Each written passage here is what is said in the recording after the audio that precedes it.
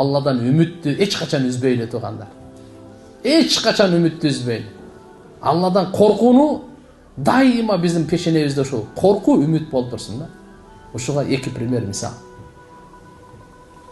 Алла субхана ва таала кыямат күнү бенделерин топтогонан бирөө ушунчалык күнөөсү көп экен, жакшылыгы жок экен.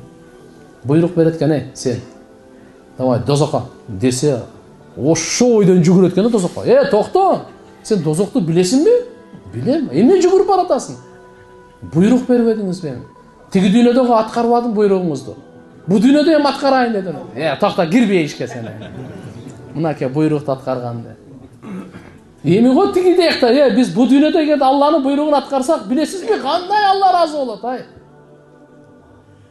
Намаз Алланын буйругу, ороза Алланын буйругу, чын сүйлөгөн Алланын буйругу, күнөөдөн сактанган Алланын буйругу. Алланын буйругу го бу. Экинчисин алып кеткен берген эле. Ал да бир эч кандай күнөө соопо жок экен да.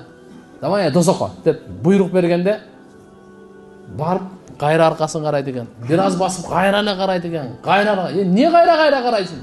Мүмкүн Алла меримин келип кетип чакырып аласыңбы депчи. Ошодон үмүт кылып кайра карап атам да дейт экен.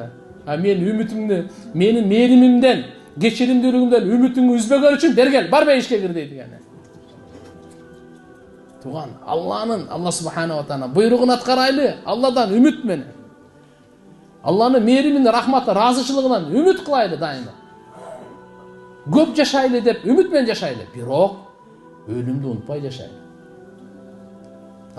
Көп жашайын деп эле бул жакты унутуп калып, анан эртең аякка жетпей же биякта болбой,